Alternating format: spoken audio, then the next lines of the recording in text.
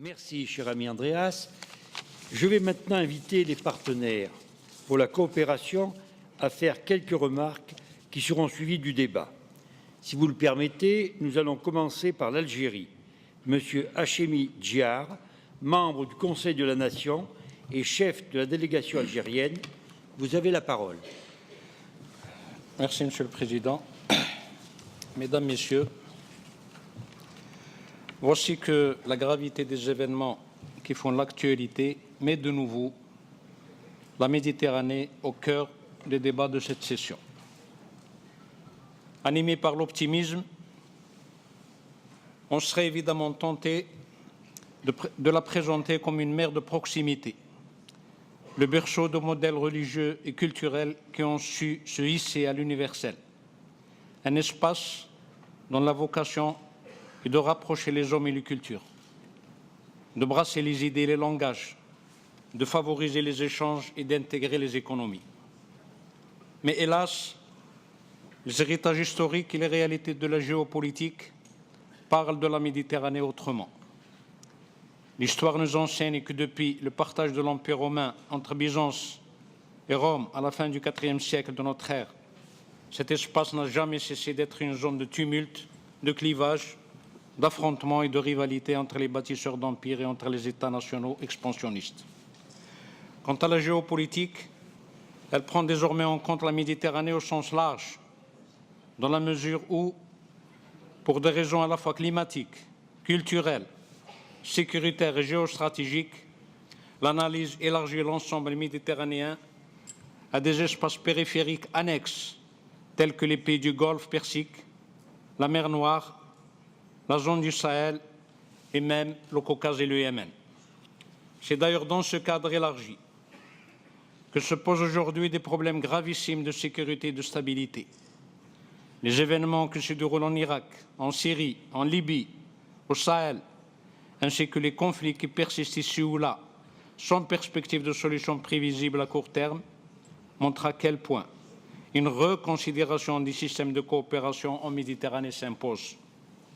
D'où la nécessité pour l'OSCE de saisir l'occasion d'Helsinki plus 40 afin d'évaluer non seulement son propre parcours depuis sa création, mais aussi d'évaluer les initiatives prises à travers notamment la déclaration de Pétersbourg sur le dialogue avec les pays du Maghreb, l'invitation adressée à quelques pays des rives sud et est de la Méditerranée à participer aux réunions ministérielles de l'OSCE, le dialogue méditerranéen initié par l'OTAN avec les 6 pays de la rive sud, la déclaration de Barcelone et enfin la politique européenne de sécurité et de défense orientée en direction de la région méditerranéenne. Une telle évaluation, mesdames, messieurs, qui sera faite à la lumière des événements actuels, permettra de décrire les réalisations et d'apprécier les résultats enregistrés. Elle permettra de savoir si le système en vigueur, porté par deux visions distinctes qui sont d'un côté celle de l'Union européenne et d'un autre côté celle de l'OTAN, est pertinent et peut se suffire à lui-même.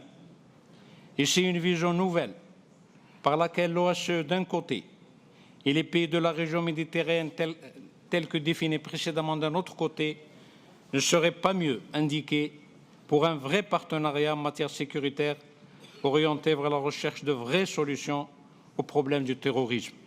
En vérité, il s'agit d'une refondation dont le principe tire sa raison d'être du fait que ce qui se joue aujourd'hui à la périphérie sud de l'OSCE est à maints égards une question de vie ou de mort pour le processus d'édification de la démocratie et de l'état de droit que des pays comme l'Algérie, par exemple, s'attellent à consolider. Elle signifie également, par la nécessité d'adapter les politiques de coopération aux transformations qu'a connues la région méditerranéenne en un court laps de temps, tout en allant au fond des choses. Qu'est-ce que cela signifie, aller au fond des choses? Cela signifie de ne pas s'en tenir aux approches strictement conjoncturelles, aussi nécessaires soient-elles, mais d'avoir l'audace d'élargir la perspective à une démarche autrement plus féconde de gestion structurelle des conflits qui déchirent les zones méridionales et orientales de la Méditerranée. Ce qui implique de porter collectivement un diagnostic juste de la situation, en observant lucidement la réalité actuelle, afin de déchiffrer et d'identifier les forces et les faiblesses des approches mises en œuvre à ce jour dans le traitement des crises et ainsi de bien en comprendre les ressorts pour mieux agir. De quoi s'agit-il? Il s'agit, au-delà de l'actualité et la légitime émotion populaire, relayée par les médias et les mesures d'ordre militaire qui ont été prises, de comprendre les causes profondes de la barbarie qui s'abat sur la région. Comprendre pour faire les bons choix et anticiper les secousses futures. En effet, ce qui se passe aujourd'hui aux frontières méridionales de l'OSCE n'est ni une fatalité ni le fruit du hasard. C'est bien la conséquence d'une conjonction de phénomènes dont il faut livrer une explication causale afin de dégager des solutions durables et leur donner cohérence et pertinence. Car aucun fait, aussi grave soit-il, n'est jamais le produit d'une seule et unique cause.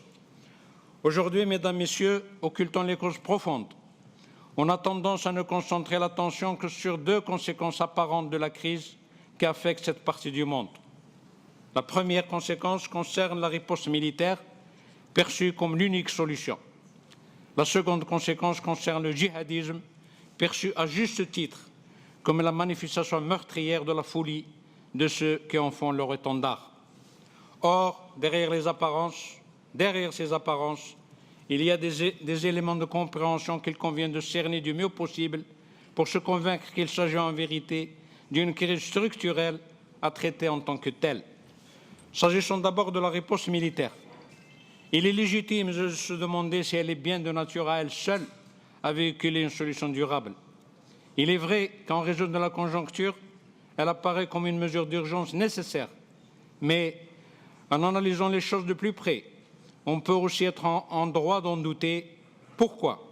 Parce que cela fait plus de 60 ans que l'approche militaire des crises est pratiquée au Proche et au Moyen-Orient sans fournir de résultats satisfaisants, bien au contraire.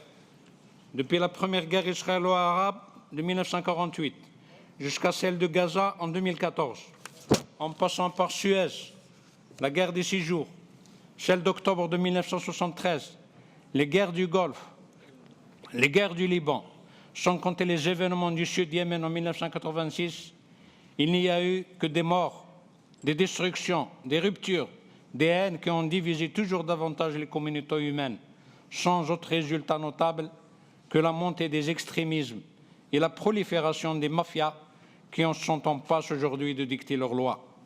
C'est dire en bref qu'une crise multiforme qui dure depuis si longtemps dans le même espace géographique, notamment celle qui oppose les Israéliens et les Palestiniens, n'en est pas une.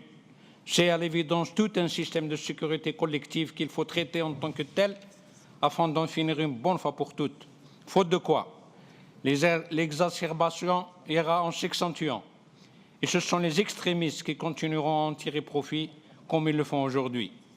À cet égard et à titre d'exemple, le pari israélien d'un découragement des Palestiniens apparaît chaque jour un peu plus comme une erreur stratégique majeure, car les Palestiniens, qui n'ont plus rien à perdre, ne baisseront probablement jamais les bras, et aucune opération militaire ne leur fera changer d'avis aussi longtemps qu'ils ne seront pas rétablis dans leurs droits légitimes. Rappeler cette vérité élémentaire, mesdames, messieurs, n'est rien d'autre qu'un plaidoyer pour la paix, la justice et la sécurité pour tous, pour dire aussi la nécessité d'étouffer à la racine les arguments que les extrémistes ne cessent de puiser dans l'enlisement du processus de paix. Pour souligner également que les schémas de la dialectique simpliste, sécurité Israël, menace palestinienne, gravés dans les esprits par les guerres successives et entretenus par une propagande savamment enregistrée, nourrissant la peur et causant indirectement l'assassinat d'un sage par un étudiant extrémiste israélien en 1995, je veux citer Yitzhak Rabin, compromettant ainsi les accords d'Oslo, un tel schéma, mesdames, messieurs, ne tient plus la route. En même temps que le recours à la force, dont l'analyse rétrospective, rétroactive et prospective s'impose aujourd'hui, afin d'en évaluer les effets sur la paix et la sécurité, un second élément occupe l'actualité qu'il faut comprendre également pour mieux agir et anticiper sur le long terme. Il s'agit du djihadisme. C'est un phénomène qui a certes des ramifications avec le monde souterrain du crime organisé, de la drogue et de toutes sortes de trafics, lesquels tirent habilement avantage de la mondialisation. C'est donc incontestablement un syndrome mafieux. C'est aussi un mouvement animé par des fanatiques dont le comportement n'obéit à aucune logique rationnelle. Mais c'est une erreur d'en s'en tenir à ces seules explications.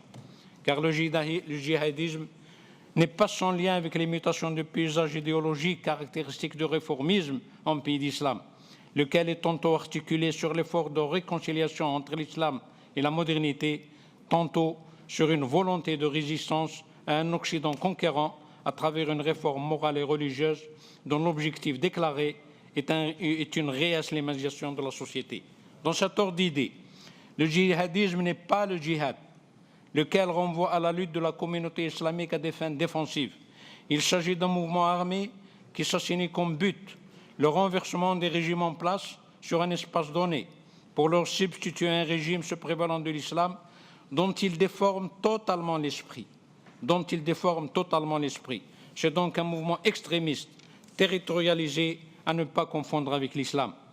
Ce qu'il faut rappeler ici en guise de simple éclairage, c'est que l'islamisme et le djihadisme qui font aujourd'hui débat n'ont pas surgi isolément en marge d'une dynamique historique à plusieurs strates dans laquelle les politiques expansionnistes menées par l'Occident pays d'islam occupent une place considérable. Quoi qu'il en soit, l'émergence du djihadisme est bien postérieure à celle de l'islamisme. Elle coïncide avec deux événements majeurs qui sont liés, faut-il le souligner, au conflit israélo-palestinien. Le premier concerne la signature des accords de Camp David qui se sont soldés par l'assassinat du président Sadat. Le second concerne la décision israélienne de proclamer Jérusalem comme capitale d'Israël. L'échec des accords d'Oslo et l'invasion de l'Irak en 2003 ont fait le reste. Pour résumer, on notera simplement que le djihadisme est un extrémisme belliqueux qui n'a absolument rien avec l'islam et que ces manifestations ne peuvent être isolées ni des dérives mafieuses induites par la mondialisation, ni de la déstabilisation interne des États où ils s'établissent, ni de certains choix politiques faits au Proche et Moyen-Orient par les grandes puissances, ni surtout, on ne le répétera jamais assez, de la matrice historique du drame que vit le peuple palestinien depuis plusieurs générations. Aussi, pour circonscrire définitivement ce phénomène, il faut prendre en compte l'ensemble de ces facteurs qui le nourrissent, en faisant preuve d'innovation dans les approches et les systèmes de coopération en région méditerranéenne. Aujourd'hui, mesdames, messieurs, face à l'énumération morbide des otages décapités, des hommes et des femmes qui souffrent, des enfants terrorisés, des civils morts ou blessés, des ruines qui s'amoncellent en Irak, en Syrie, en Palestine, en Libye, dans la zone du Sahel et peut-être ailleurs, demain, l'Assemblée parlementaire de l'OSCE, qui représente des pays certes sécurisés, mais désormais pas totalement à l'abri, peut-elle attendre quelque chose des peuples de ces contrées périphériques meurtries? N'attendez rien, mesdames, messieurs, car ce sont ces peuples qui attendent tout de vous. Pour donner suite à cette attente, ne serait-il pas utile d'entreprendre un travail collectif de réflexion pour donner sens à une action collective? Dans ce cadre, 4 questions au moins, parmi d'autres, pourraient être débattues. Premièrement, la complexité grandissante de la situation n'autorise-t-il pas à penser que, dans de telles conditions, la démocratie imposée du dehors et du surcroît par la force reste chez nous une utopie, du moins un idéal théorique bien difficile à atteindre par nos pays, tant que les Occidentaux ne se résolvent pas à plus de réalisme, en se rappelant aussi bien les enseignements de leur propre histoire que ceux d'une partie non négligeable de leurs éminents penseurs, pour que les sociétés en développement peuvent difficilement se gouverner de la même manière que les sociétés de consommation, sauf si l'on admet, contre toute évidence, que la politique est absolument autonome par rapport à son environnement socio-culturel et à son environnement socio-économique. 2. Les initiatives méditerranéennes de l'Union européenne, de l'OTAN et de l'OSCE, prises au cours de la dernière décennie du siècle dernier, sont-elles encore de nature à véhiculer de vraies solutions à des problèmes de sécurité qui ont tendance à s'aggraver et à se compliquer de plus en plus? 3. Les crises enchevêtrées qui marquent cette région, et peut-être pour longtemps encore, ne devraient-elles pas engager l'OSCE à se doter d'un organisme permanent d'études prospectives sur la sécurité en Méditerranée, dans lequel seront fédérées les expertises du nord et du sud méditerranéen, indispensables pour donner sens à une action commune. Et enfin, 4, le moment n'est-il pas venu pour une introspection collective quant au décalage persistant entre les déclarations de principe sur la nécessité d'une solution juste et durable au conflit israélo-palestinien et leur traduction concrète sur le terrain. Bref, le temps n'est-il pas venu, enfin venu, pour l'OSCE, qui s'apprête à commémorer son 40e anniversaire, de rénover sa politique méditerranéenne de concert avec ses partenaires. Il devrait ainsi, avec eux, pour désamorcer les poudrières qui se trouvent à ses portes, à commencer par la plus ancienne d'entre elles, celle israélo-palestinienne, qui, à maints égards, conditionne toutes les autres. Permettez-moi de terminer sur ce sujet précisément en paraphrasant un grand Américain, Martin Luther King, pour dire « Rêvons qu'un jour, les petites filles et petits garçons israéliens et palestiniens pourront tous se prendre par la main comme frères et sœurs et s'asseoir ensemble à la table de la fraternité. » Je vous remercie. Merci. Dans le cadre des interventions des partenaires, je donne la parole maintenant à M. Abdessamad Ekar du Maroc. Merci, Monsieur le Président. Merci de nous avoir accordé cette chance pour participer à ce débat important. Je commence par dire que le terrorisme est un crime impardonnable. Permettez-moi de dire que nous devons tout d'abord analyser ce comportement et d'en chercher les causes. Il est légitime dans ce cadre de poser quelques questions. N'est-il pas le résultat immédiat du déséquilibre entre le Sud et le Nord sur tous les plans? N'est-il pas aussi le résultat du comportement de la société internationale envers des questions du monde arabe, telles que la question palestinienne, l'intervention dans l'Irak, etc. N'y a-t-il pas de relation avec les politiques des grandes forces économiques vis-à-vis des ressources et des fortunes des pays sous-développés et leurs peuples? La guerre occidentale non justifiée sur l'islam, n'y est-il pour rien? Nous devons répondre d'une manière sincère à ce genre de questions, non pas pour condamner tel ou tel État, telle ou telle personne, et non plus pour chercher des excuses aux criminels terroristes, ni pour justifier leurs actes criminels, mais pour changer ce qu'il y a à changer au niveau des politiques internationales. Monsieur le Président, chers collègues, permettez-moi de dire que toute approche ne tenant pas compte de l'aspect multidimensionnel de ces défis reste mineure, inefficace et sans aucun impact. Au contraire, elle peut générer d'autres formes d'insécurité et de terrorisme. Toute approche non basée sur le principe de l'équité entre les États et de leur responsabilité mutuelle reste handicapée. Toute approche basée sur la consolidation de l'amalgame islam-terrorisme ne fait qu'enrichir et alimenter les intentions du terrorisme et d'autres formes de criminalité. Et par la suite, toute stratégie qui a pour objet la guerre sur l'islam, au nom de la lutte contre le terrorisme, ne fait qu'accentuer le problème et aggraver la situation. Pour le Maroc, on a eu bien sur notre part de ces crimes et notre capitale économique Casablanca était le théâtre d'actes terroristes lors des attentats de mai 2003. Mais ces incidents resteront isolés devant la vigilance de toutes les composantes de la société marocaine et des forces de l'ordre et des services de renseignement. Et c'est ainsi qu'on entend chaque fois, de temps en temps, de dissociation de cellules qui peuvent avoir des intentions terroristes. Tout d'abord, la nature de notre société caractérisée par la tolérance, la pluralité et la pluralité et la diversité des composantes culturelles et sociales interdisent d'accepter ce genre d'actes et de leur répétition. Bien sûr, la bonne perception et la bonne pratique de l'islam, qui est devenue une composante essentielle de la personnalité marocaine à travers l'histoire, aussi bien sur le plan social que sur d'autres plans politiques, économiques et d'autres, est un deuxième facteur qui nous permet de refuser et de combattre toute forme de terrorisme. Au Maroc, la religion prend sa place dans notre vie d'une manière normale, douce et je dirais ordinaire. Chez nous, le roi est le commandeur de croyants, aussi bien qu'il est chef d'État. Le champ religieux et la chose religieuse est bien réglementée et mise en ordre suite à des législations et des instances spécifiques, les ulamas, les conseils des ulamas, etc.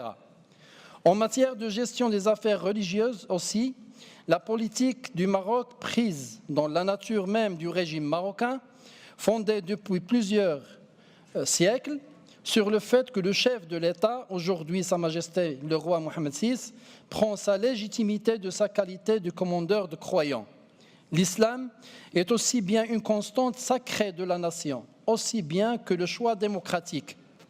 On trouve cet attachement aux constantes de la religion sur lesquelles s'accordent unanimement tous les Marocains depuis plus de 10 siècles.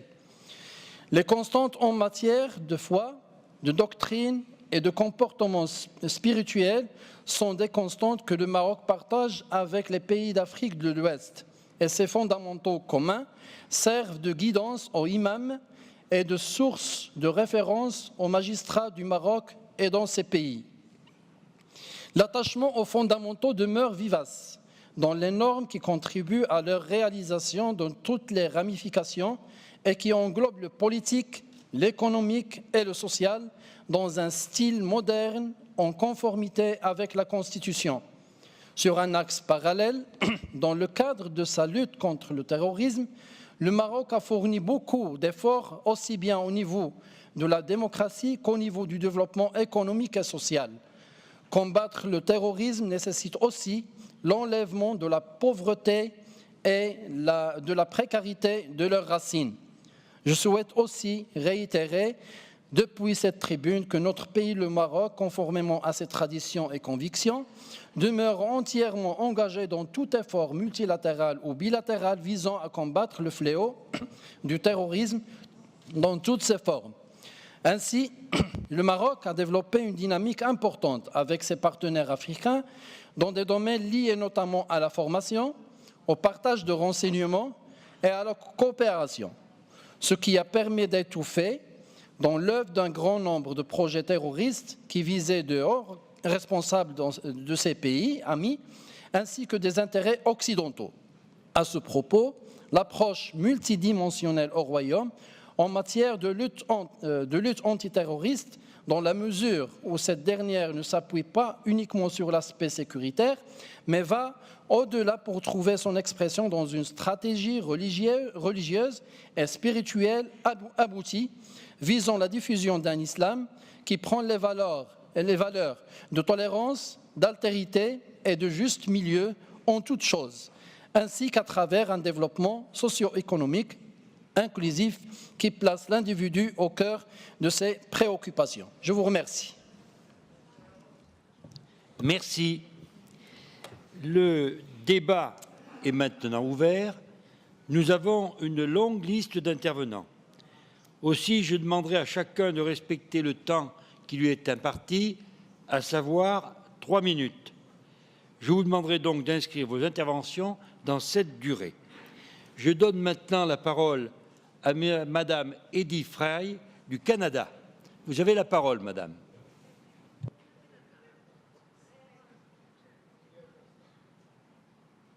Thank you very much, Mr. Chair. I appreciate the ability not only to speak, but to listen. I think the root causes of terrorism and the problems facing the Mediterranean region because of terrorism is not something that is simplistic. I've heard that today and I've heard it before.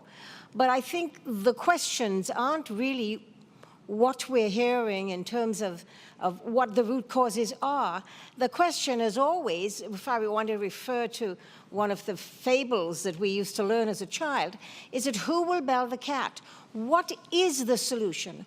What do we do? I agree that violence begets violence and that violence will continue to this whole centuries-long feeling of hate and alienation. My big question is, I would really like to hear from the people or the nations of this region.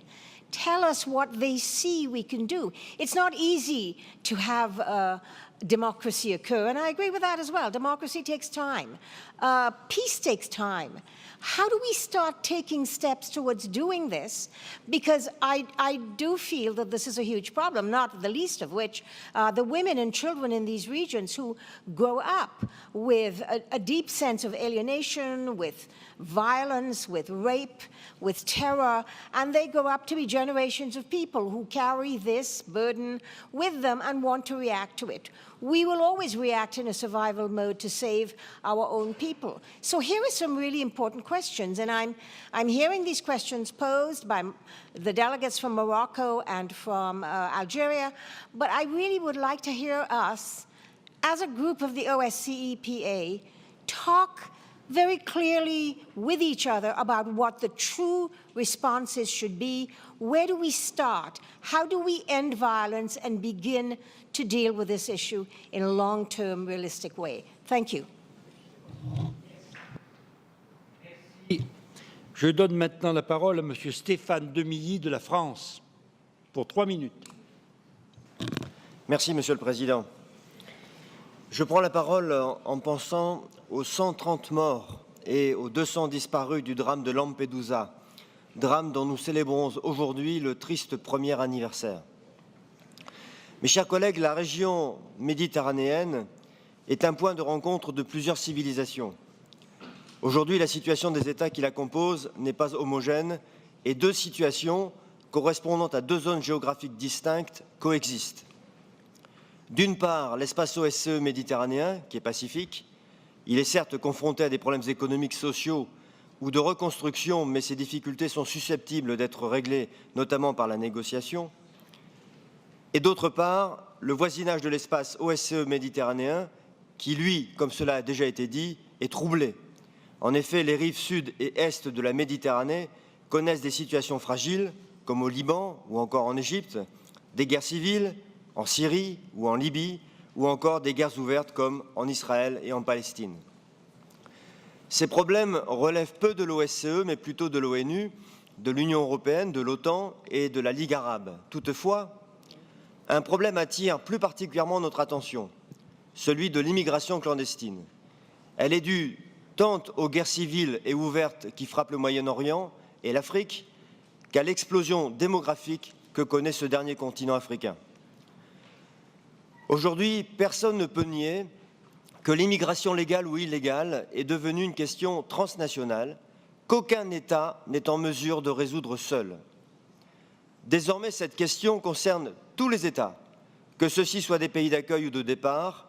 Nous avons une responsabilité partagée et c'est pourquoi la coopération la plus large possible apparaît comme fondamentale. Cette concertation doit donc se faire tant entre pays membres de l'OSCE qu'avec les États partenaires de notre organisation de l'autre côté de la Méditerranée. C'est une question qui pourrait être utilement traitée par notre représentant spécial pour les affaires méditerranéennes. En matière migratoire, la situation du premier semestre de 2014 est très alarmante, quelle que soit la voie d'accès considérée, en Méditerranée centrale, orientale ou occidentale. En 2013, environ 107 000 migrants avaient été recensés. À la fin du premier semestre 2014, on compte déjà plus de 140 000 migrants. Aux côtés de ces chanceux, entre guillemets, il ne faut pas oublier ceux qui ont péri au cours de leur voyage, souvent effectués à bord d'embarcations de fortune ou surpeuplées. J'ai cité pour commencer mon propos Lampedusa, mais ce n'est qu'un drame parmi d'autres. Ainsi, pour les 7 premiers mois de 2014, on recensait plus de 800 morts. 2 mois plus tard, nous sommes passés à plus de 2900 morts pour l'année 2014. Je rappelle que, pour information, 600 personnes avaient trouvé la mort dans de telles conditions pour toute l'année 2013 Cela veut dire que le nombre de victimes a donc quintuplé et vous le savez, l'année n'est pas terminée. Si l'on a pu constater une légère diminution du nombre de migrants au dernier trimestre 2013 en raison de la saison hivernale, le nombre d'arrivées a considérablement repris et cru au début de cette année pour atteindre dès le mois de mars, en Italie et à Malte, le niveau exceptionnellement haut de l'été 2013. Les points d'entrée principaux demeurent l'Italie, la Grèce, la Bulgarie et l'Espagne. Au premier trimestre 2014, l'Italie a connu 7 fois plus de migrants illégaux qu'au premier trimestre 2013. La Grèce, 2 fois plus. À la fin du mois d'août, l'Italie comptait à elle seule 100 000 immigrants. Ils étaient, au cours du premier semestre 2014, principalement de nationalité syrienne, érythréenne ou encore malienne. Pour le second semestre de 2014, on peut redouter en plus, vous le savez, un afflux massif de migrants irakiens ou libyens. En revanche, une baisse générale des migrants aux frontières terrestres a pu être constatée, même si une exception mérite d'être relevée, Ceuta et Melilla, enclaves espagnoles au Maroc, qui ont vu une augmentation significative du nombre d'entrées clandestines.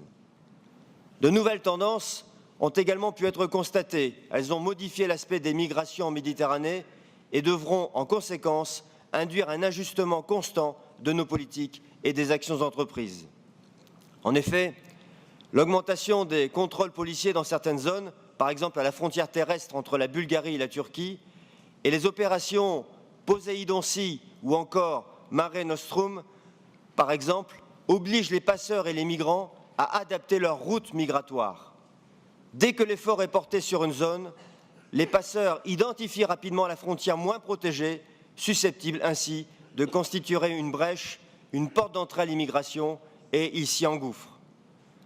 En outre, le développement de la logistique et des capacités organisationnelles des passeurs, je pense notamment à l'utilisation des réseaux sociaux, rend leur appréciation plus difficile. La crise humanitaire que nous traversons, mes chers collègues, est générale et touche également les pays d'accueil qui, confrontés au lot massif de migrants, ne sont pas toujours en mesure de leur offrir des conditions d'hébergement dignes. La plupart des pays méditerranéens de l'OSCE font également partie de l'Union européenne. En l'absence de politique européenne commune d'immigration, concernant tant les conditions de séjour que les conditions de travail sur le territoire de l'Union européenne, les quelques États constituant les principaux points d'entrée de cette immigration sont seuls face au flot de migrants qu'ils ne peuvent pas juguler. Ils ne peuvent pas davantage les empêcher de rejoindre certains États du nord de l'Europe. Pour conclure, Monsieur le Président, l'amélioration de la situation migratoire en Méditerranée ne sera vraiment envisageable que lorsque la situation politique et économique des zones fuies sera stabilisée. Cela nous engage et nous oblige à approfondir notre coopération avec nos pays partenaires riverains de la Méditerranée afin de restaurer la sécurité dans cette zone. Merci de m'avoir écouté. Merci. Je donne maintenant la parole à M. Kyriakos Hadjiannis de Chypre. Vous avez la parole.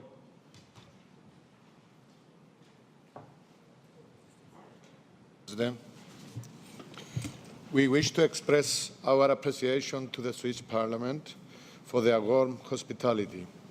The South-East Mediterranean region constitutes an explosive amalgam of older and new threats, changing geopolitical correlation and conflicted interests.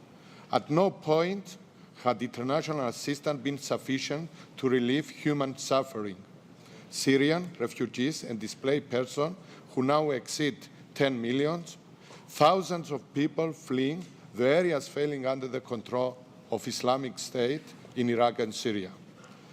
The world is appalled by the atrocities that jihadists are committing against innocent civilians. Global alert is at its peak at the imminent threat of terrorist attacks by Western jihadists upon their return back home. Cyprus, for its part, is trying to deal the best way it can with the serious challenges caused by the continued Turkish military occupation of a part of its territory and Turkish overt threats against the sovereign energy rights of the Republic of Cyprus within its exclusive economic zone. Due to its proximity to the region, Cyprus has been particularly exposed to increasing illegal migratory pressures and now to the jihadist threat. Only a few days ago, Cyprus has to carry out its first large-scale rescue operation of 345 Syrian refugees stranded aboard a trawler on their way to Italy. While Cypriot authorities are in contact with the UN and Frontex regarding further steps to be taken in line with international treaties, there are founded concerns about such tragic incidents multiplying. Upon information that Cyprus may be a target of potential terrorist attacks or a transit country of militants trying to reach the Turkish-Syrian border through the occupied area under the Turkish military occupation, the Cyprus police and Cyprus Intelligence Service are in continuous contact with the EU respective authorities and other countries and international organizations. An operation plan has been put in place which includes enhanced security measures on all sites more at risk on the territory under the control of the Cyprus government. Individual cases of potential jihadists who have been identified at the airports of the Republic have been repatriated. Moreover, the British base at Akrotiri is the takeoff point of the RAF fighter jets airstrikes against the Islamic State. The jihadist tactical state building, their financing through legal and illegal channels, and their recruitment ability are alarming. Particularly so as their radicalization rhetoric targets young people indignant of injustice who leave their countries to wage their own jihad for a better life. UN Security Council Resolution 2178 and the growing US-led coalition stress the determination of the international community against this global threat. Yet, destroying the Islamic State as a political and religious entity is not about military action alone. The need is imperative for both a comprehensive and inclusive response. It is about assuming one's responsibilities for the state of affairs in the region. It's also about supporting Libya and other countries in their efforts to disarm armed militias and to achieve a peaceful transition to democracy. It is about solidarity so that disparate people no longer perish in the Mediterranean Sea. It is about trust and persuasion in efforts to engage moderate forces in the fight against extremists. Achieving political consensus beyond narrow agendas and double standards is the key to all this. The OSCE model must be that of inclusiveness upon shared principles and of substantial dialogue. Declining interest in the work of the contact group in the absence of large-scale cooperation with Mediterranean partners, as Ambassador Nodele has recently pointed out, reaffirms the urgent need to regain momentum in our actions. Equally, the OSCE Parliamentary Mediterranean Forum has been losing focus. We must aim higher in our political vision, input and visibility vis-à-vis Mediterranean partners and the entire region. This is a significant challenge that we must take up in order to better serve the aim of Helsinki Plus 40. Thank you. Merci. Je donne maintenant la parole à M. Bernard Sabella du Conseil législatif palestinien. Merci, Monsieur le Président. Je parle en anglais. Allow me first to say that I have the speech ready. A moment, please.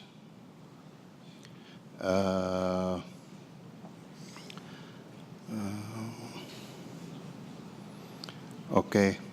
Now, when we start talking about what happened in Gaza, it is very important to remember that we cannot go back to what was there before.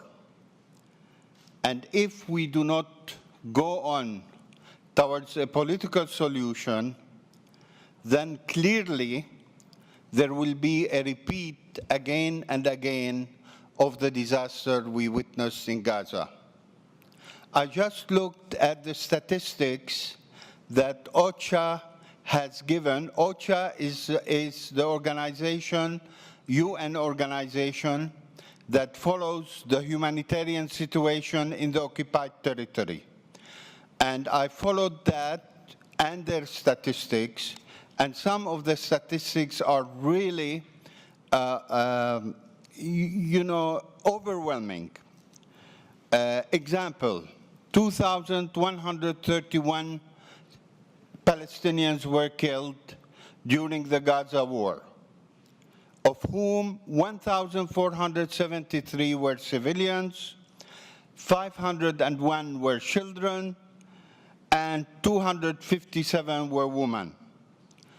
UNRWA, which is the United Nations Relief and Works Agency for Palestinian refugees, places the number of those who seek shelter at its schools and centers at 110,000 as of September 4, 2014.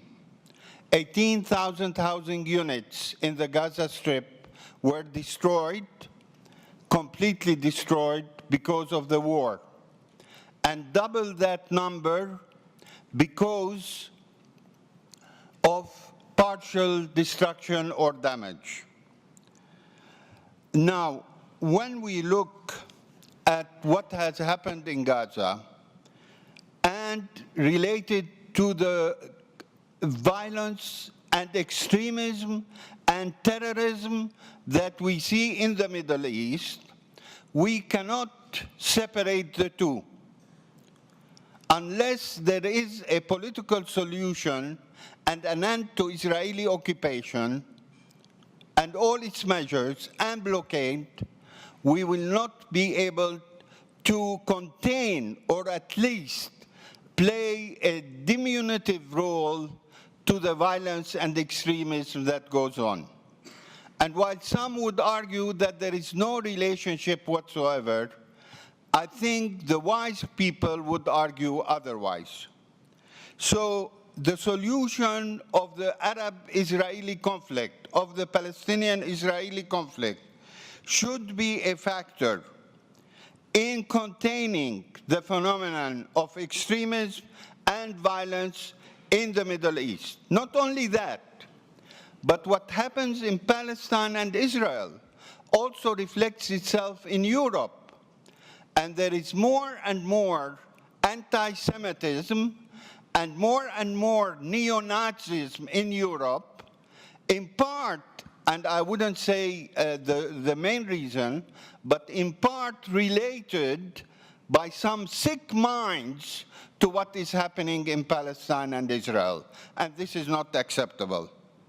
Your role, and you cannot go on with the position of considering Israel over and above the standards of international law and legality. Today, as we speak, Israel announced the construction of 2,000 housing units in East Jerusalem.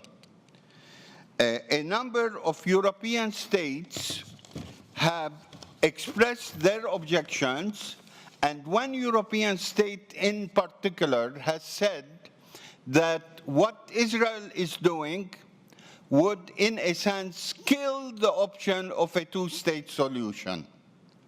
And clearly, continuing occupation and all kinds of Israeli measures, security and otherwise, would not bring us peace and would not bring peace to our children and Israeli children.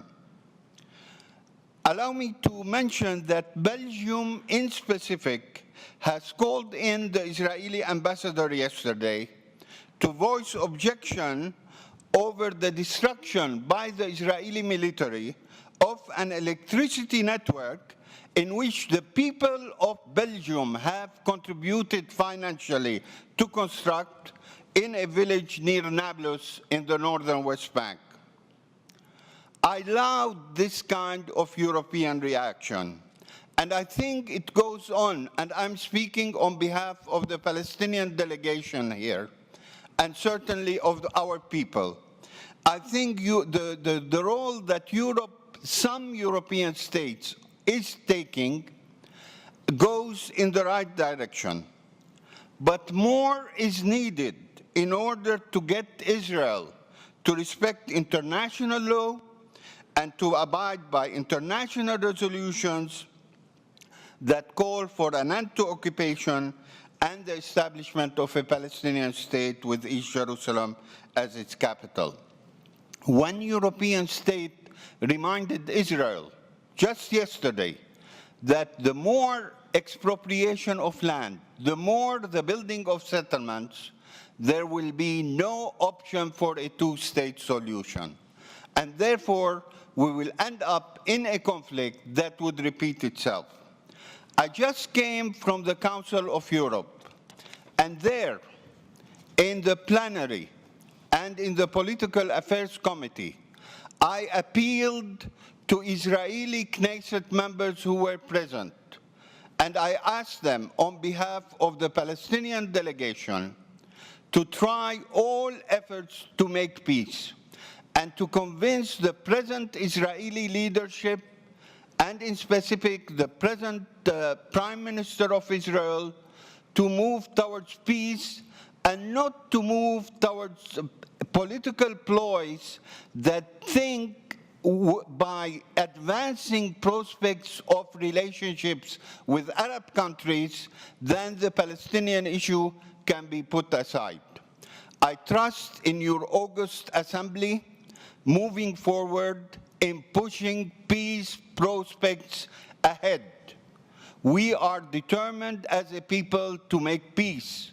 We love freedom. We love peace. We are a peace-abiding people. You are all invited to come to Palestine and see for yourself not only the destruction that happened in Gaza, but also the willingness of our people, of our mothers, of our elders in different communities in making peace. I hope that we will all work for peace. Thank you very much. Merci. Je donne maintenant la parole à Monsieur Ilya Kosnoulov, de la Russie. Спасибо, господин председатель. Уважаемые коллеги, мы все обеспокоены дестабилизацией ряда стран региона Ближнего Востока и Средней Азии. Ситуация в Ливии, Ираке, Сирии и Афганистане, на мой взгляд, является наглядным примером того, к чему приводят безответственные действия Соединенных Штатов Америки и их союзников в регионе. Североатлантическое сообщество хорошо научилось организовывать разрушения, убийства, свергать режимы под красивыми лозунгами о демократии, но, похоже, не умеет строить нормальную жизнь для простых людей в разрушенных странах. Это напоминает древний принцип «горе побежденным» и создает благоприятную почву для террористов и экстремистов. Так, в результате прямого военного вмешательства во внутриливийский гражданский конфликт в 2011 году с целью свержения режима Муаммара Каддафи в стране была разрушена вся система государственного управления, армия и органы правопорядка, а также разбалансированы межрегиональные и межплеменные отношения. Взамен не было построено ничего, что могло бы обеспечить населению хотя бы такой же уровень жизни и защиты прав человека, который был при Каддафи. Провозглашенный радикалами халифат на значительной части сирийской и иракской территории, где проживает более 5 миллионов человек, представляет собой угрозу ближневосточному региону, да и миру в целом. На подконтрольных территориях широко распространена практика массовых казней, внесудебных расправ, насильственного захвата чужого имущества. Все трудности Ирака на Западе предпочитают связывать с просчетами прежнего руководства страны и лично премьер-министра Малики. Однако при этом почему-то забывается, что перманентная нестабильность в Ираке воцарилась после вооруженного вторжения США в эту страну и в результате той недальновидной линии, которую американцы проводили в иракских делах после 2003 года. Когда мы говорим о расширении в Ираке зон подконтрольных боевикам исламского государства, очевиден один момент. Такие успехи исламистов не были бы возможными без внешней финансовой и материальной подпитки. Сейчас военно-воздушные силы США наносят удары по позициям исламистов. Разумеется, в принципиальном плане участие любого государства в антитеррористической борьбе надо приветствовать. Вместе с тем, не может не вызывать вопросов тот факт, что в Вашингтоне предпочли не замечать террористического характера действий экстремистов, когда они активно воевали, да и продолжают воевать против правительственных войск в Сирии. В таких обстоятельствах особую актуальность приобретает задача консолидации и координации региональных международных усилий в борьбе с терроризмом. Здесь не должно быть места для двойных стандартов, поскольку терроризм является абсолютным злом. Координация усилий по противодействию террористам должна вестись на прочной международно-правовой основе под эгидой ООН. Каких принципов и придерживается Российская Федерация? Спасибо. Merci. Je donne maintenant la parole à Monsieur Paul-Victor Dobré de la Roumanie. Merci, Vous avez la parole. Merci, Monsieur le Président. Ladies and gentlemen, in the context of the threats posed to global security by terrorists and other non-state actors, Romania stresses the importance of United Nations Security Council Resolution number 2178, adopted last week, regarding threats to international peace and security caused by terrorist acts, initiated by the United States and co-sponsored by Romania. This co-sponsorship reconfirms Romania's commitment and firm support to fighting terrorism worldwide. The abominable acts committed by the Islamic State in Iraq and in Syria are strongly condemnable. IC represents a new dimension of radical Islam with a risk of long-term impact. The emergence of Islamic State should be assessed as a non-state actor which generated a wider impact beyond Iraq and Syria, posing a greater threat on the European territory as well. Romania will continue to remain a reliable partner in supporting the democracy and freedom around the world. We have constantly rejected terrorism, and our commitment towards stability and security was plainly proved together with our strategic allies in both Iraq and Afghanistan. As a matter of principle, Romania is willing to join the international coalition against Islamic State. We are currently assessing the concrete ways we could grant support to United States-led coalition against IC based on specific needs and in close coordination with our allies. Today, a joint international effort to fight terrorism is more important than ever. We welcome the Assembly's initiative, the Helsinki Plus 40 project, and we are very interested in the conclusion of the first seminar that took place in Moscow last week. We hope that this project can add substantive value to the framework of activities of the OSCE in the context of these new and persisting security challenges. Romania strongly supports the strengthening of the OSCE capacity in the conflict cycle and reaffirms our goal to enhance the organization's ability to prevent and react to conflicts and crises in the OSCE area. Thank you for your attention. Merci. Je donne maintenant la parole à Madame Rabiyat Aslanova de l'Azerbaïdjan. Vous avez la parole, Madame.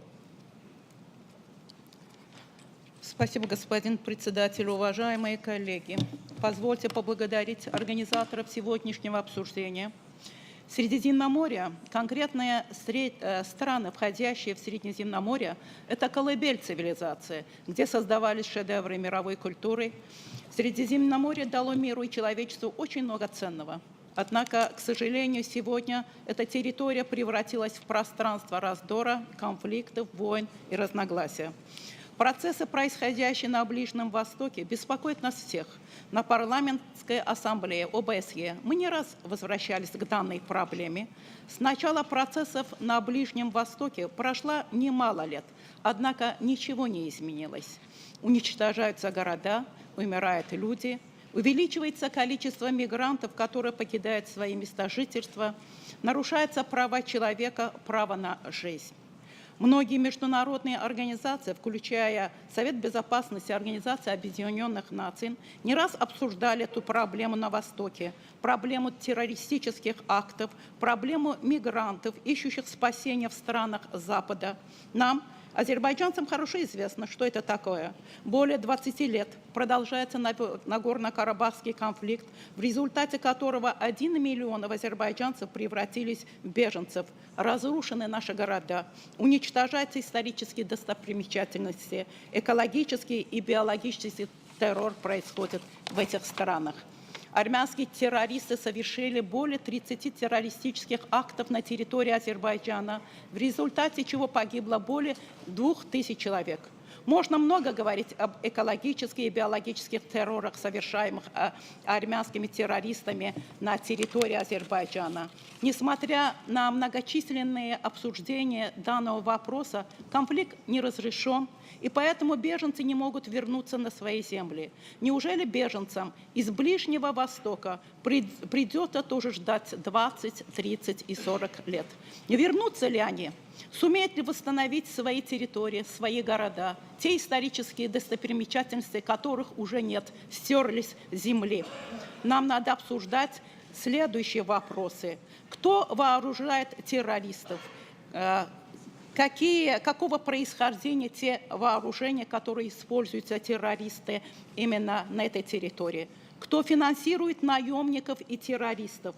Мы знаем, что террористические группировки, действующие с определенными целями в одной стране или регионе, получают силу и поддержку от групп и в других странах или регионах. Террористы действуют сообща и в финансировании, обмене информацией, материально-техническом обеспечении, планировании и исполнении террористических актов. Благодаря взаимной поддержке и динамичной сетевой структуре террористическая угроза в наши дни стала реальностью во многих странах мира.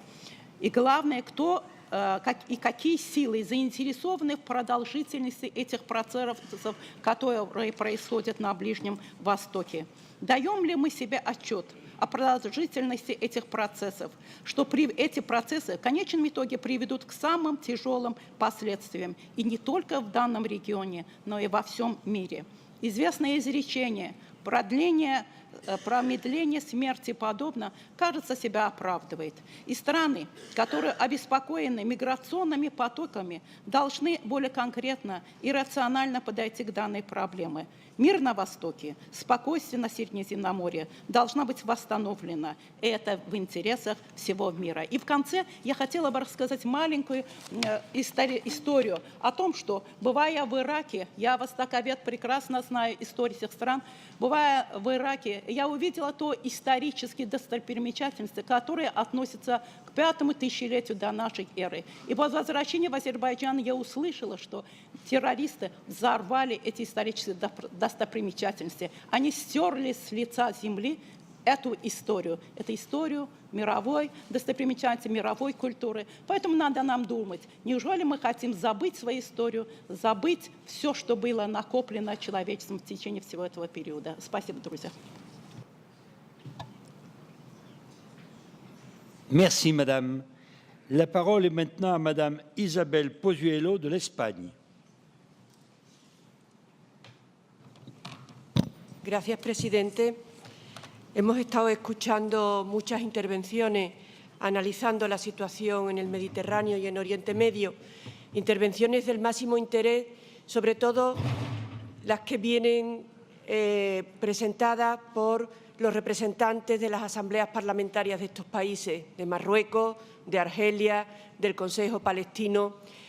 Decía una de nuestras colegas en una intervención anterior que una de las cosas más importantes era escuchar a los países que sufren una situación de violencia, de conflicto y de amenaza terrorista para saber cuál es realmente el problema al que tenemos que enfrentarnos. Y hoy ha sido realmente interesante poder escucharlos a ellos. Y yo creo que la primera lección o la primera consecuencia que podemos sacar de la intervención, de las palabras que nos han transmitido, es que no todas las situaciones son las mismas. El actual conflicto que están requiriendo una intervención militar contra el Estado Islámico en Irak y en Siria es una parte importante del conflicto militar, pero también hay una situación de riesgo de terrorismo en Centroáfrica, en la zona del Sahel y en el África subsahariana, que es además de donde provienen la mayor parte de las migraciones a las que se referían mis anteriores colegas también cuando hablaban de la conmemoración o la coincidencia de que hace un año hubo el gran desastre de Lampedusa. Todos los países mediterráneos que estamos en la cuenca del Mediterráneo conocemos muy bien estas situaciones. Esas migraciones proceden sobre todo de países en guerra y de países subsaharianos.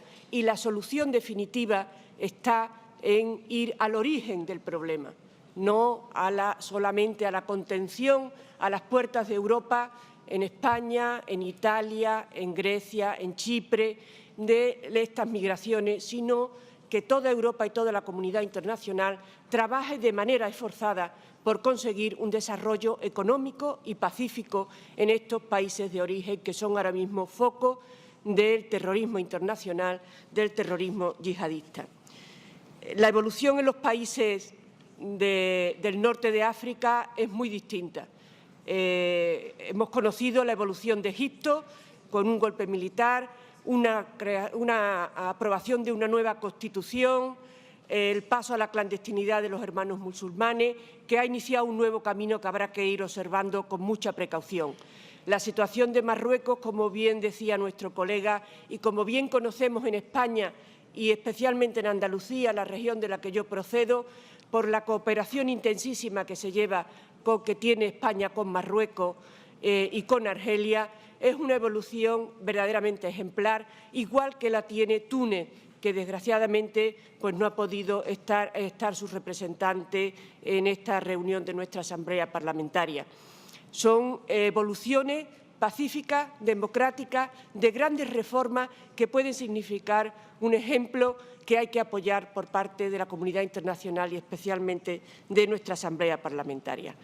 El representante de la Asamblea del Consejo Palestino nos ponía de manifiesto también el desastre que ha sufrido con los bombardeos sistemáticos la población civil, el número de víctimas civiles en la última guerra, en el último conflicto entre Irak y Palestina. Y ponía de relieve algo que creo que nos puede hacer reflexionar. Hechos como este y el que no se resuelvan estos conflictos hace que no solamente en Oriente Medio y en el Mediterráneo se acentúen estos problemas, se acentúen los conflictos, sino que también en la propia Europa hace que crezca el antisemitismo, algo que debemos de luchar seriamente contra él. Pero yo quería terminar mis palabras, porque es muy poco el tiempo y seguramente ya me he pasado, en hacer un llamamiento a la Asamblea Parlamentaria de la OSCE. Creo que la Asamblea Parlamentaria tiene que dar un impulso político muy importante. Tenemos que tomar la iniciativa política. Hemos escuchado a los socios de la Asamblea Parlamentaria, a los socios del Mediterráneo, decir que no solo las soluciones militares valen, las soluciones militares tienen su tiempo, pero para conseguir una paz justa, duradera, como dice la propia resolución de Naciones Unidas sobre Palestina y sobre el resto de los países, hace falta el diálogo, la conversación, el diálogo y el acuerdo político para avanzar en el desarrollo económico posterior de estos países que aseguren una paz duradera y un tránsito democrático de estos Estados. Creo que la Asamblea Parlamentaria debe mirar también hacia el sur, de manera muy insistente, porque ahora mismo es el foco, y lo ha sido a lo largo de años, pero sigue siendo un foco de crisis muy grave en todos los ámbitos.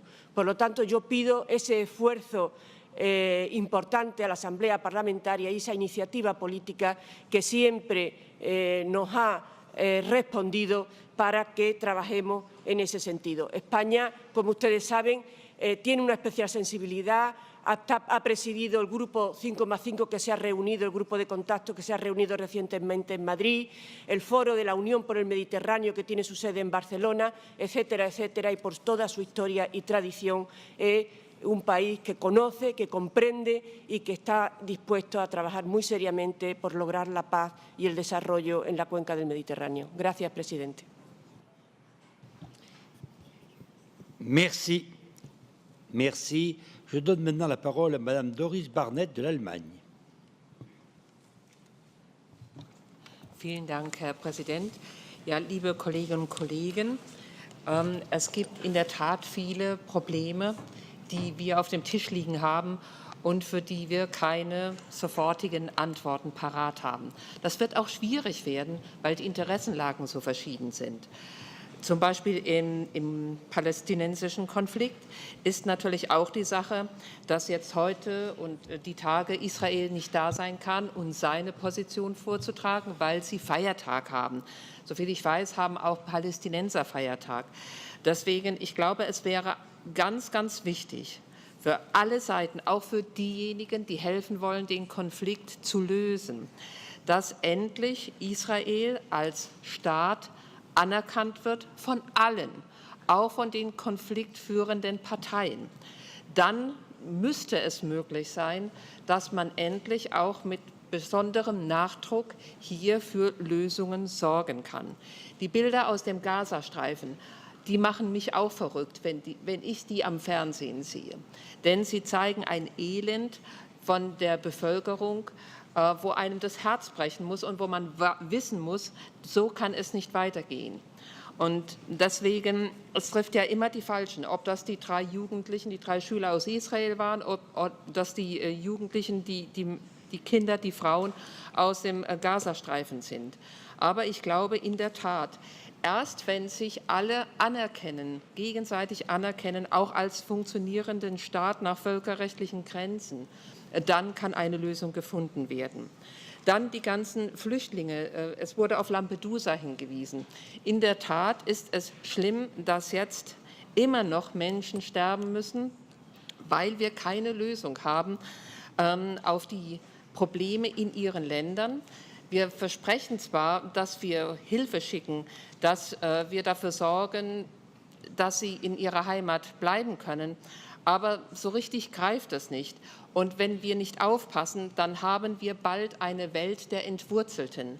Und was das für die sogenannte zivilisierte Welt bringen kann, wissen wir alle in unseren Heimatstaaten, die jetzt dafür sorgen, dass wir mehr Flüchtlinge aufnehmen. Aber die Aufnahme von Flüchtlingen kann nicht die Lösung sein. Im Gegenteil, wir müssen alles daran setzen, dass die Menschen in ihrer Heimat bleiben können. Aber wie kann man solchem auch fanatischem Wahnsinn entgegenwirken? Da hilft langfristig, also in 14 Tagen kriegt man da nichts hin, aber langfristig hilft da nur eines, dass wir als die zivilisierte Seite alles tun, dass auch die Menschen in ihrer Heimat bleiben können, dass auch bei ihnen ein gewisser Wohlstand einkehrt, dass sie Bildung haben, dass sie Infrastruktur haben, dass sie medizinische Versorgung haben, dass sie von ihrem Acker auch leben können, dass sie Handel treiben können. Wenn das nicht mehr möglich ist, weil andere Interessen überwiegen, weil Landnahme einfach ohne Recht und Gesetz geschieht, weil die Rohstoffquellen einfach weggenommen werden und auch unser Westen mit zum Teil davon profitiert, dann dürfen wir uns nicht wundern, wenn die Menschen dann radikalen Ideen einfach leichter zuhören. Der arabische Frühling, auf den haben ja viele gesetzt, Aber ich glaube, wir haben nur wie der berühmte Hase vor der Schlange hier im Westen gewartet, was daraus wird, statt ihn ein Stück weit zu begleiten. Jetzt kann man die Zeit nicht zurückdrehen. Wir müssen aber alles dafür tun, dass die Staaten, die jetzt trotzdem es geschafft haben, wie auch Tunesien, wie Marokko, wie Algerien, dass die helfen als Ankerpunkte, jetzt die anderen Länder mit langsam wieder aufzubauen.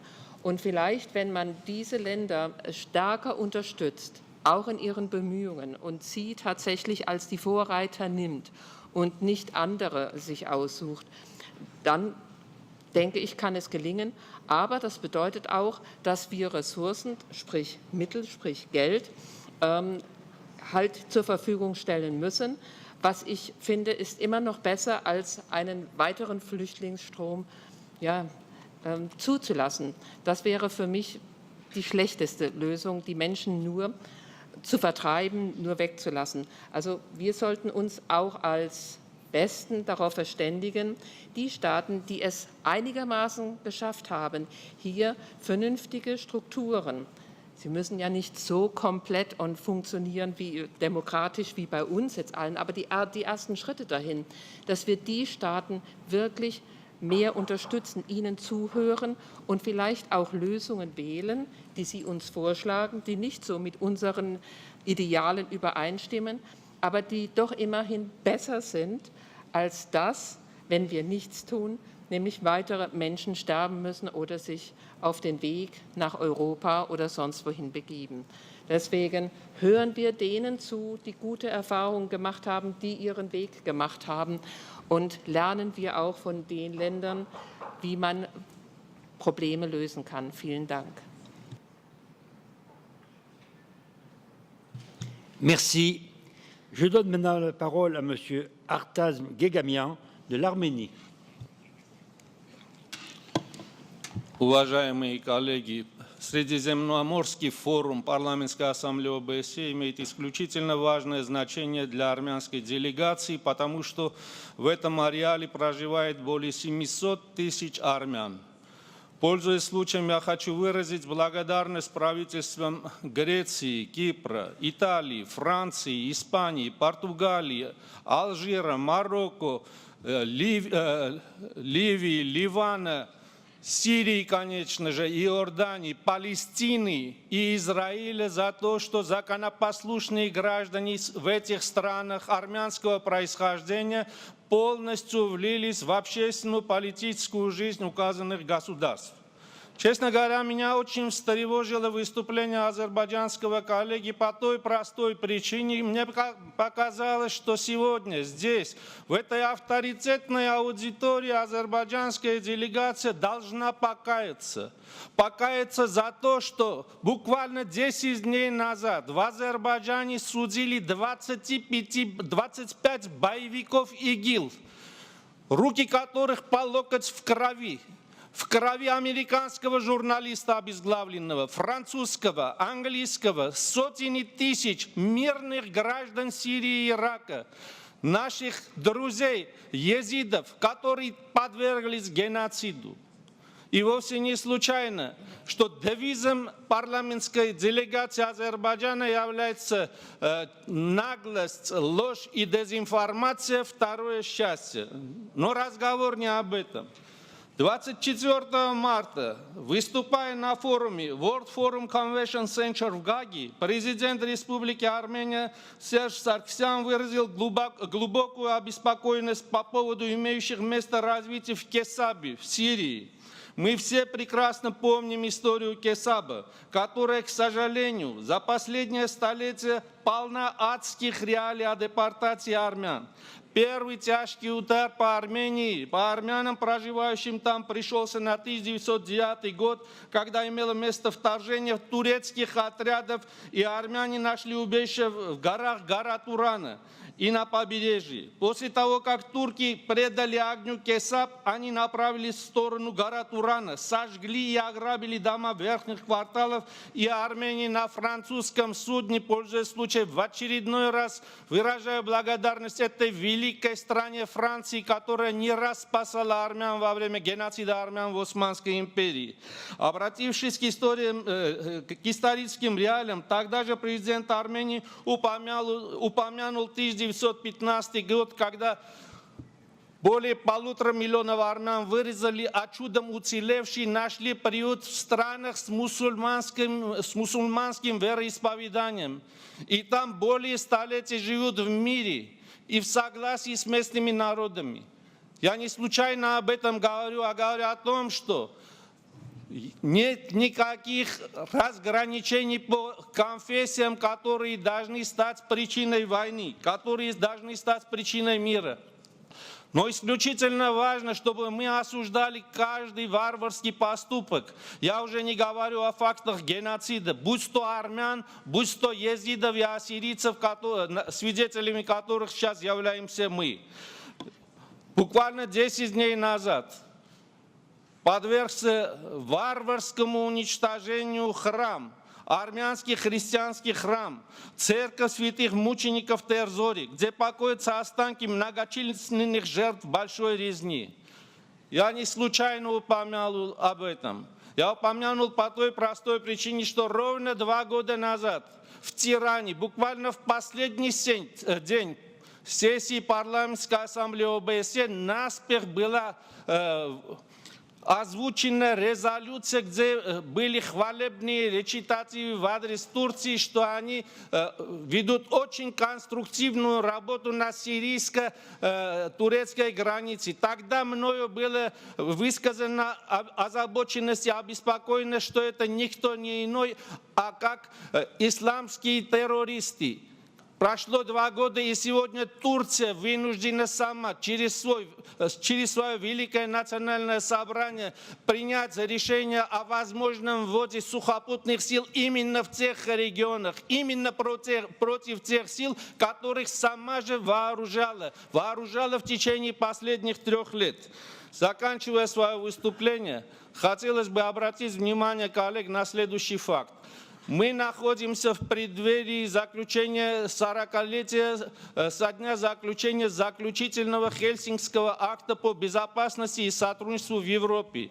И наша цель вовсе не стремится вводить в заблуждение аудиторию, а постараться поразмыслить, что же тогда 40 лет назад нашли общего руководители и лидеры наших стран, которые заключили этот акт и который позволил миру жить в более-менее хороших условиях. И напоследок, хотелось бы коллегам из Азербайджана посоветовать перенять опыт Армении о работе с неправительственными организациями, чтобы не удостоиться очень справедливой критики президента Америки Барака Обамы, который сказал буквально неделю назад, что в Азербайджане ни одна неправительственная организация не может нормально функционировать. И, наконец, освободите десятки безвинно заключенных борцов за права человека. Спасибо.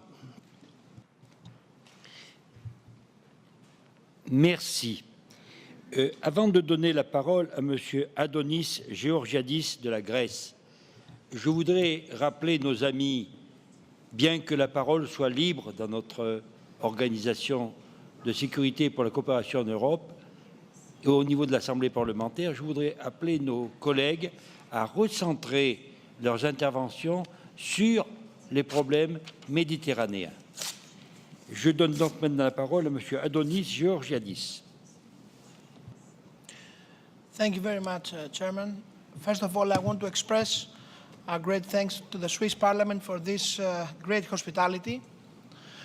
And I want to remind that the Greek government always support all the efforts for the dialogue and the cooperation of OECD with the Mediterranean partners. We really want to express our will in the field of the maritime safety, because we think that through this sector we can have a safer maritime environment which is crucial to the economic development. We want to express also our great concern about all the destabilization of our neighborhood, especially after the so-called Arab Spring and what happened to the countries that went through this experience. We have great concern about all the refugees and the immigrants that maybe have to leave their countries because of all the bad things that are happening there. And of course, I want to remind that Greece is always fully supports the world effort against terrorism. The Greek government supports the efforts against the ISIS terrorist Islamic radical state. And we want to see the whole community to help in this field. We totally understand the tragedy in Gaza. All Greek people are really suffering from the images of the killed children and the collapsed school. But we always wanted to express that we understand that Israel must defend itself when rockets explode in their territory. So we think that dialogue and the understanding between states would be the better way to solve these problems and not accuse one each other, but find a way to a peaceful future for everybody of us. Thank you very much.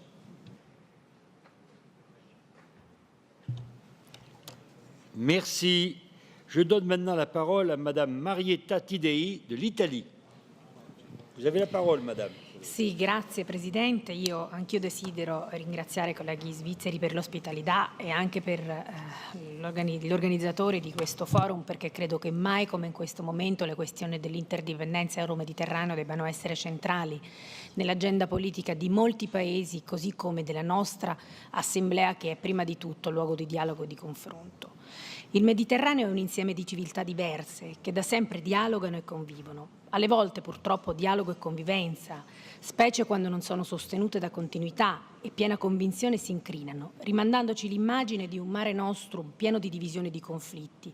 E anche l'OSCE deve guardare sempre di più al Mediterraneo come a un'area in cui il dialogo va necessariamente ripreso e le fratture vanno necessariamente ricomposte, perché, lo hanno ricordato in molti di coloro che sono intervenuti, non può esistere la sicurezza dell'Europa senza la pace e la stabilità democratica nel Mediterraneo e nel Medio Oriente. Spesso i paesi europei in passato hanno privilegiato rapporti di tipo bilaterale tra i singoli paesi. Eppure le istanze politiche, come la primavera araba, i rinnovati flussi migratori che si tramutano periodicamente in tragedia nel canale di Sicilia, in molti hanno voluto ricordare giustamente che proprio un anno fa più di 300 migranti perdevano la vita al largo di Lampedusa. Le emergenze umanitarie che seguono le guerre hanno bisogno, come controparte di una politica comune proprio a livello europeo, di una condivisione delle finalità e di una collegialità degli strumenti operativi. L'Europa, io credo, debba recuperare uno spirito unitario nei rapporti con gli altri paesi del Mediterraneo, e l'OSCE può e deve mettere a disposizione del processo di dialogo e di estensione tutta la sua capacità, la sua esperienza e le sue risorse umane. Europa ed OSCE, a mio avviso, da questo punto di vista dovrebbero viaggiare su due binari paralleli. Guardate, le questioni sono molte, coloro che sono intervenute le hanno ricordate tutte, però io desidero in questa sede richiamare l'attenzione dell'Assemblea sulla questione palestinese, che ha visto una riacutizzazione dallo scorso giugno. È una questione che minaccia ulteriormente la stabilità di un'area già fortemente infiammata, si ricordava prima l'ISIS, la Siria, la Libia. E vedete, la questione palestinese vive purtroppo in un cono d'ombra mediatico da cui viene tragicamente strappata solo in occasioni di eventi eccezionali, come i bombardamenti di Gaza, è stato ricordato, hanno causato la morte di più di 2.300 persone. Eppure la Palestina è sempre lì. E giorno dopo giorno si consuma in questa martoriata terra il dramma di due popoli che non riescono a convivere. Periodicamente, quando i media rispolverano il problema sulla base di gravi fatti di sangue, tutti invocano la pace, ma la pace non basta invocarla. La pace va costruita con determinazione e con un lavoro ininterrotto. La tregua attuale, faticosamente raggiunta anche grazie alla mediazione egiziana, non ha risolto i nodi politici alla base delle tensioni, lo ricordava prima il collega palestinese, e rischia di rivelarsi temporanea e transitoria come in molti altri casi precedenti. Io credo vada affrontato una volta per tutte con forza il problema degli insediamenti dei coloni, attraverso i quali i territori a sovranità palestinese vengono lentamente ma costantemente erosi. E non si può non affrontare il problema delle condizioni di vita dei palestinesi, nella striscia di Gaza ma anche in Cisgiordania. Ma credo che con altrettanta forza vada posta la questione del rispetto della sovranità e della sicurezza della striscia di Gaza. Recentemente il Parlamento italiano ha votato un ordine del giorno con cui chiede al governo italiano di impegnarsi per verificare la percorribilità della possibilità di creare una forza internazionale di pace e di monitoraggio dei confini sul modello della missione UNIFIL in Libano. Una forza da dispiegare sul territorio della striscia di Gaza con l'obiettivo di assicurare la tregua, consentire il disarmo delle milizie e riaprire i valichi di frontiera. La stessa Unione Europea, nelle conclusioni del vertice di giugno, si è detta disposta a contribuire alla soluzione della crisi di Gaza, ripotenziando, se necessario, la missione europea EUBAM al valico di Rafah. Io credo che il Medio Oriente sia la chiave di volta della sicurezza nel Mediterraneo e la crisi in Ucraina è il segnale che l'OSCE costituisce un pilastro per la sicurezza in Europa, ma è tempo di rafforzare la sua dimensione della cooperazione mediterranea, oltre a quella più tradizionale eurasiatica, perché la sicurezza in Europa è strettamente legata alla sicurezza del Mediterraneo, che rappresenta un'area ricca di sfide ma anche di opportunità. Il terrorismo e la questione migratoria rendono inevitabile l'interdipendenza euromediterranea, dalla quale possono nascere anche grandi opportunità di cooperazione in settori cruciali, quale la capacity building, il rule of law, il women empowerment. E io credo che sia giunto il momento di raccogliere queste sfide e di cogliere dove possibile queste opportunità. Grazie. Merci, Madame. Je donne maintenant la parole à Monsieur Percy Down du Canada. Thank you, Chair, colleagues. Our panel discussion today underscores the serious nature of the challenge we face in the Middle East and North Africa. Within the regional context, the armed conflict in Syria has continued unabated, leaving human misery in its wake. As we know, this crisis has been an ongoing concern for the OSCE, which is reflected in the resolutions adopted at the annual session in 2013, calling for action to safeguard international and regional peace, security, and stability. In 2014, it seems as if the violence and destruction in Syria has only intensified. We also know that the war in Syria continues to impact countries in the Mediterranean region. In addition to the human dimension, this crisis has generated concerns regarding the potential for destabilization in the region. Here, I would like to devote particular attention to the situation in Lebanon.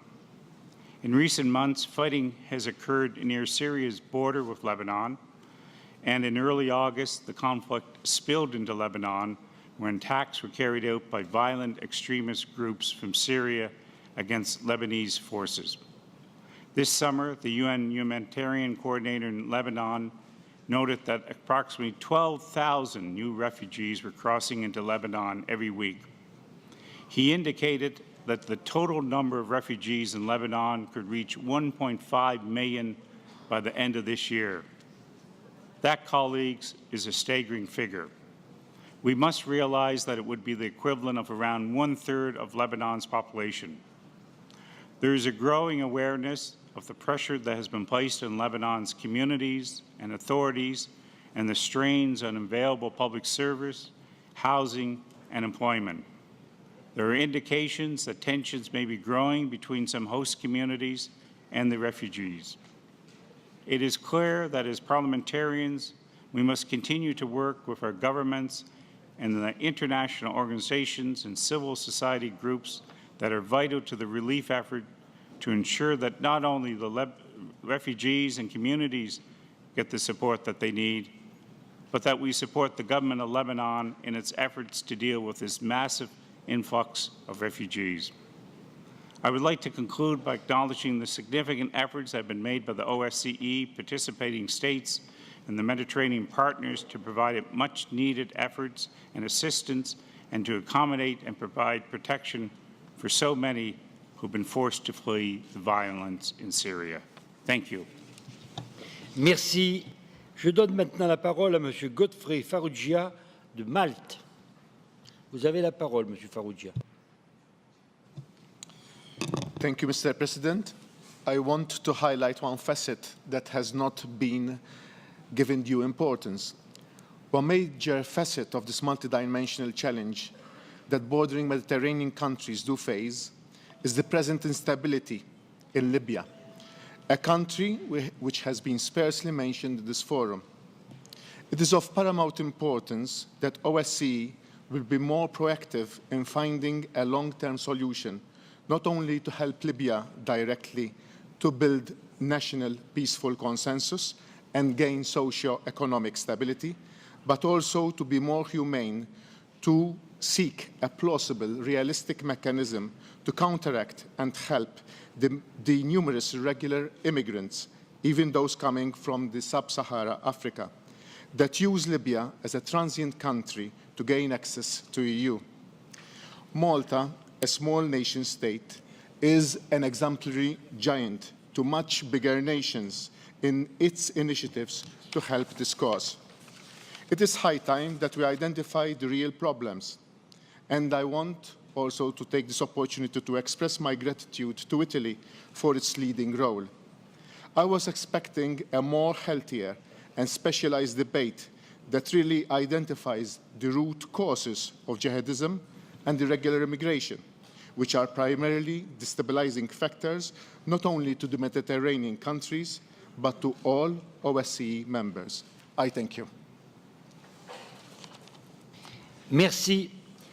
Je donne maintenant la parole à Madame Muradova Bahar de l'Azerbaïdjan. Vous avez la parole, Madame. Спасибо, господин председатель.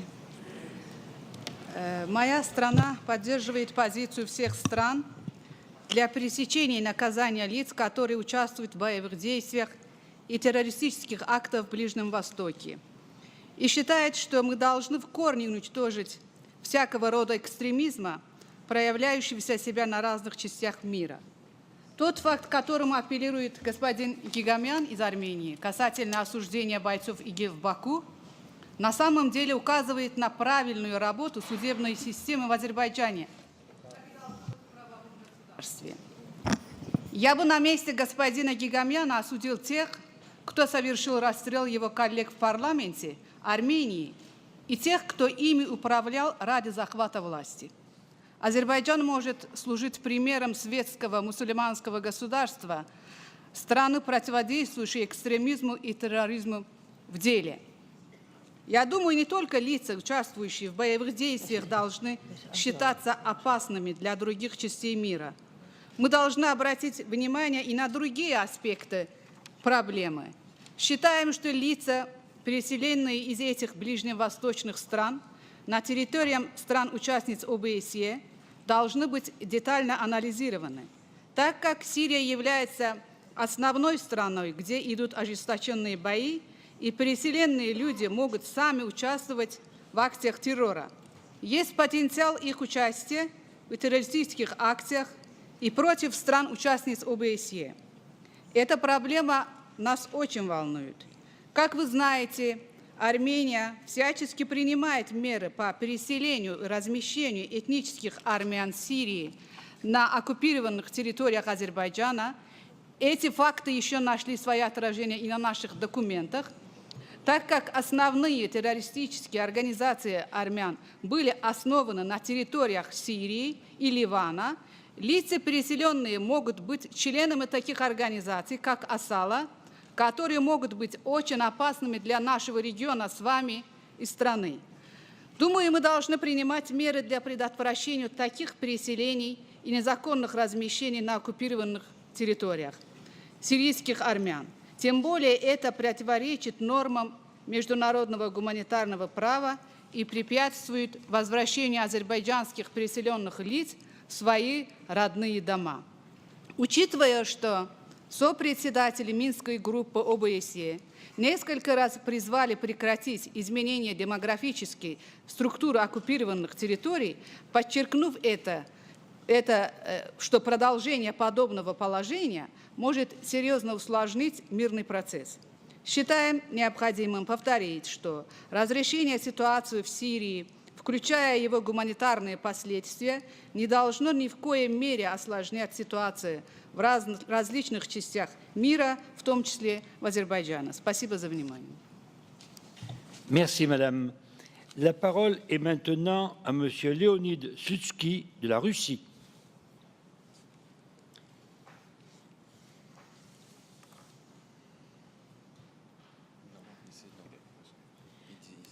Monsieur Slutsky n'est pas là.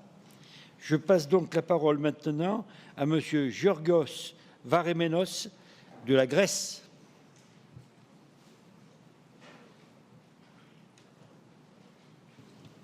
Thank you, Chair. Dear colleagues, I think that all of us here agree that the tumultuous situation in wider region in the Middle East is a real threat toward the destabilization of the whole area, increasing in the same time huge waves of immigrants. May I ask something? Do you believe that this is a common problem?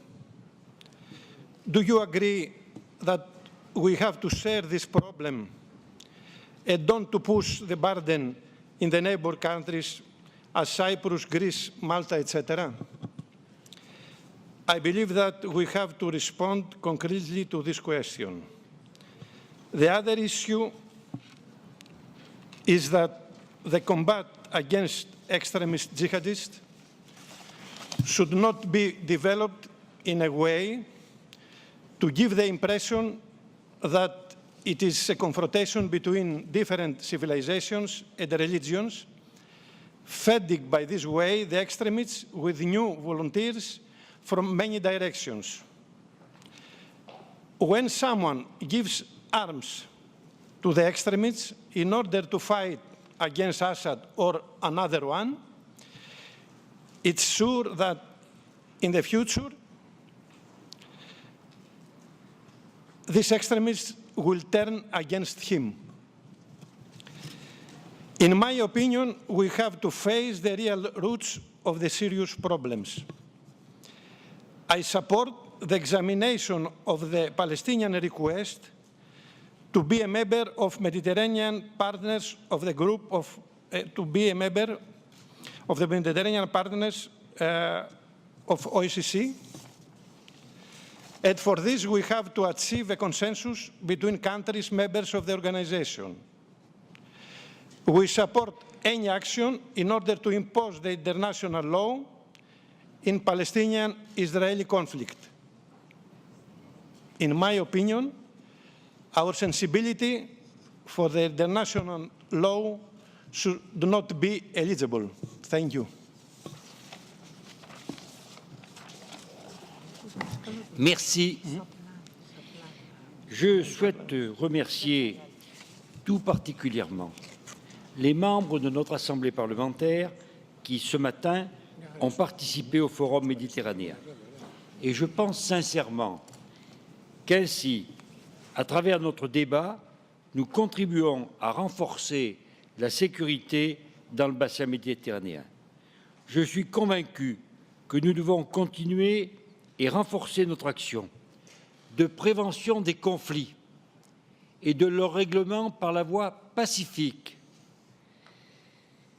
Je ne doute pas de votre engagement et de vos efforts pour affirmer encore plus fortement votre volonté politique, notre volonté politique de paix et de liberté dans le respect et pour le respect de la dignité et des droits de l'homme. Je vous remercie. La session d'automne ne fait que commencer. Je vous souhaite donc à tous un bon travail et une bonne poursuite de votre séjour à Genève. Merci. La session du Forum méditerranéen est terminée.